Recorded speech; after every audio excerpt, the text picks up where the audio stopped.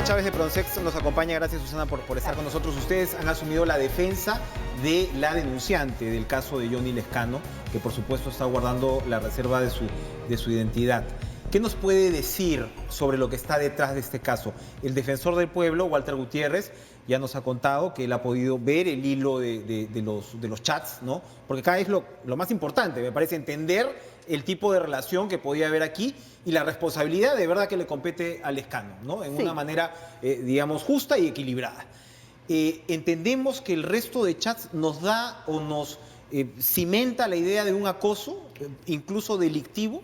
Absolutamente. Yo creo que toda la secuencia de chats dan una idea de esta relación abusiva y que sobrepasándose y además abordando cuestiones eminentemente sexuales. Y sí también hay evidencias de cómo ella va como rechazando y tratando de manejar este tema primero en la medida de sus recursos. ¿Esto se da una suerte como de increyendo? O sea, ella, porque claro, hay en los chats que uno ha podido ver, hay unos que Lezcano quiere presentar diciendo, mira cómo era una suerte pues de cochineo, de coqueteo entre adultos, pero claro, hay momentos en que ella comienza a poner el signo de interrogación y dice que se siente descuadrada. ¿Se va reflejando o sea, Lezcano va atacando, digamos, de manera más intensa a lo largo de las conversaciones? Yo creo que lo que muestra el conjunto de chats es este típico patrón, este típico patrón que va iniciándose en un campo de la confianza y va extendiéndose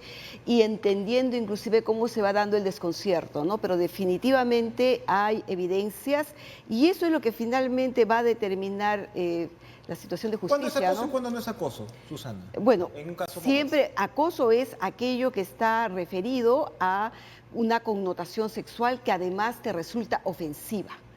Y esto se aplica sin tu consentimiento.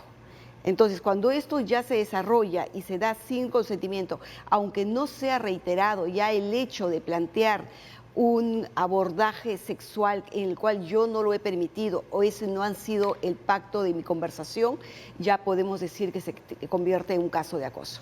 En las altas esferas del Estado, lo hemos visto antes en el Poder Judicial, con casos desde la prensa, con ustedes mismos hemos trabajado desde la prensa, casos puntuales del Poder Judicial muy perturbadores en años pasados. Yo creo que todavía ahí hay mucho pan por rebanar, porque son culturas, efectivamente, donde se establece esta suerte de dominación sobre la mujer, y eso en el Estado es particularmente presente. Así es. ¿Podría ocurrir que en el Congreso también nos falta enterarnos de muchas cosas? Bueno, yo creo que lo que ha salido inclusive en evidencia, al parecer, es parte de una práctica, ¿no?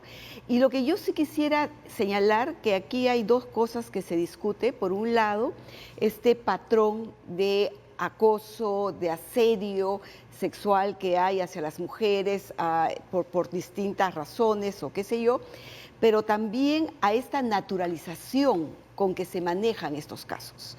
Entonces, todavía para la gente... Normal, si me denuncian tiene que ser el fujiaprismo, ¿no? O sea, esa es la reacción del Lezcano. O en este caso puede ser también una salida desesperada y simplemente buscar su defensa y no hacer como lo más básico, que efectivamente aquí hay que revisar prácticas instaladas, machistas, que probablemente, digo yo, si esto a lo mejor hubiese tenido una dosis de pedir disculpas y no de tratar de destruirla a la víctima, como ocurre también como patrón en muchos casos, estaríamos en una situación totalmente diferente. Tú lo dices, ese es parte del patrón, ¿no? Así o sea, es. La segunda parte, en realidad, bueno, tienes los chats donde se va configurando esta suerte, pero el ataque posterior, ¿no? La difamación, como lo quieras ver, refuerza y además y lo agrava. Pero además es la absoluta agresividad con que esta persona, que ha sido de alguna manera expuesta públicamente, un lado miserable de sus actos, definitivamente decide arremeter contra la persona. ¿Qué pasa si pide disculpas? ¿Qué pasa si el hombre ahí pide disculpas? Porque estamos hablando efectivamente de procesos culturales y efectivamente de que somos seres humanos. ¿Qué pasa si en ese punto el hombre dice, lo siento, me equivoqué, esto es parte de una conducta que yo he normalizado en un contexto social, ¿no?, equivocado como el que vivimos, pido perdón? ¿qué pasaría? Podría ser un argumento que seguramente el juez o la jueza que ve el caso podría considerar y Una seguramente una suerte de atenuante, como ocurren en todos los delitos. Porque nosotros ya salimos del campo de los comportamientos y de los malos comportamientos. Acá con este caso se ha ido hacia el campo del delito. Y esto, afortunadamente, ya es un delito desde septiembre del 2018. Ha marcado una línea clave para decir esto ya no se coloca como parte de un comportamiento. Una última pregunta para que nos la respondas después de la pausa. Un caso importantísimo ha tenido una suerte de resolución en estos días, que es el de KL. También lo hemos visto a lo largo de los años con Pronsex, que fue el caso de esta niña, prácticamente jovencita, al cual el Estado le obligó a seguir con un embarazo con el feto anencefálico, es decir, sin parte de la masa cerebral. La obligó a seguir, todo el mundo sabe que un ser humano en esas circunstancias un feto va a morir a las pocas horas. Naciones Unidas condenó al Perú en su momento, pero recién ahora el Estado le ha pedido perdón a esta chica, después de 15 años. Un caso impresionante. Yo quería, por favor, que nos cuentes los detalles, porque me imagino que has estado incluso en el acto de desagravio, han estado muy cerca, y a ver cómo sigue de aquí en adelante todo el tema del aborto terapéutico en el país. Vamos a una pausa y regresamos con lo último de Cara a Cara.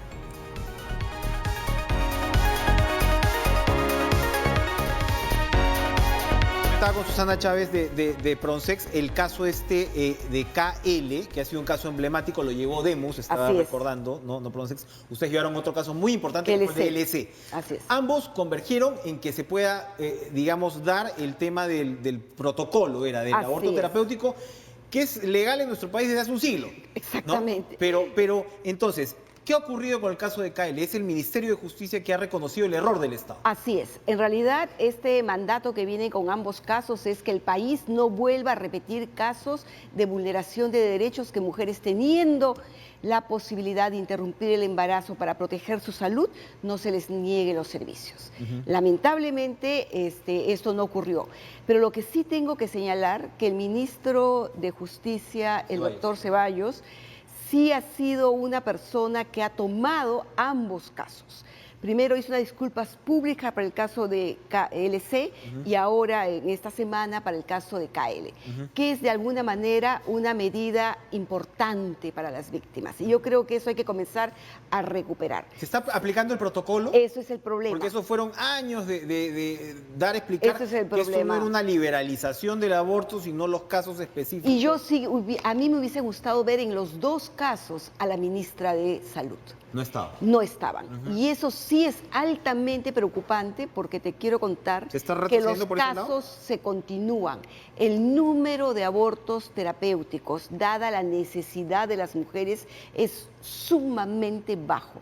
Se prefiere traer a las mujeres del interior del país en estado muy grave, en condiciones altamente peligrosas, expuestas a altísimos riesgos, que practicarles el aborto terapéutico en sus lugares. A pesar de que es plenamente legal. A pesar de ser que es un derecho de la mujer plenamente legal. Uno había que preguntar al CIS cuánto dinero gasta por no atender esta necesidad de las mujeres. Nos dejas un interrogante y una inquietud muy importante. Gracias, Susana Chávez, por acompañarnos esta noche. Esto fue todo por hoy en Cara a Cara. Nos reencontramos mañana con más. Que tengan una excelente noche. Sigan con la programación de TV. Adiós.